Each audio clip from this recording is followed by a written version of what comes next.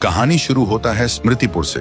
बाहर से देखो तो बस एक आम गांव, कच्ची गलियां, बिना दरवाजा और खिड़कियों के घर और साधारण लोग। लेकिन स्मृतिपुर की पहचान ना खेतों से थी ना मंदिर से। गांव के चौक के बीच जंगली पत्तियों से लिपटी एक पुरानी कुर्सी रखी थी। कहते हैं जो भी इस कुर्सी पर बैठता वो अपना पूरा बीता हुआ वक्त देख लेता था, खुशियां भी, गम भी और वो पल भी जो कभी लौट कर नहीं आते। लेकिन इसके बदले कुर्सी अपना कर्ज वसूल करती थी। बैठने वाला या तो पागल हो जाता या फिर मौत उसे जल्दी अपने पास बुला लेती।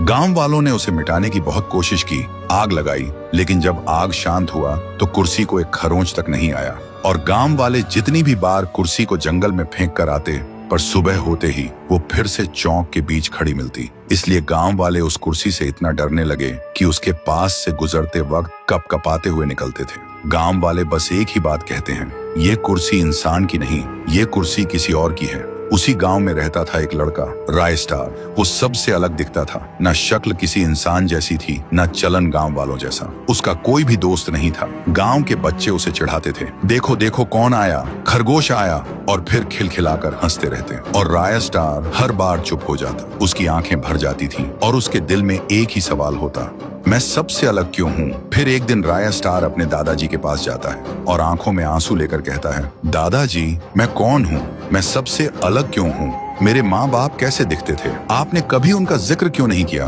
दादाजी क्या मैं इंसान नहीं हूँ, कहीं मैं एक एलियन तो नहीं। कुछ पल के लिए हवा थम जाती है। दादाजी राय स्टार की आंखों में देखते हैं पर कुछ नहीं बोलते। फिर हिचकिचाहट के साथ बोलता है, बेटा मेरा सिर चकरा रहा है, मुझे घर ले चलो। और उसी पल राय स्टार के दिल में एक और भी गहरा सवाल जन्म लेता है, दादाजी ने जवाब क्यों नहीं दिया, क्या वो सच में कुछ छुपा रहे हैं। उस दिन रात में उसे नींद नहीं आती। वो खिड़की के पास खड़ा रहा और बस चौक के बीच रखी उस कुर्सी को घूरता रहा। और उसके दिल में सिर्फ एक ही बात घूम रही थी, आखिर मैं कौन हूँ। फिर वो धीरे धीरे कुर्सी के पास आता है और उस पर बैठ जाता है। जैसे ही वो बैठा, आसमान का रंग बदल गया, बिजली गरज उठी और फिर जो उसने देखा उसके अंदर तक हिल गया। तो दोस्तों, आखिर राय स्टार ने ऐसा क्या देखा? क्या वो इंसान है या सच में एलियन या फिर कुछ और ही? अगर जानना है तो कमेंट करो, पार्ट 2 चाहिए।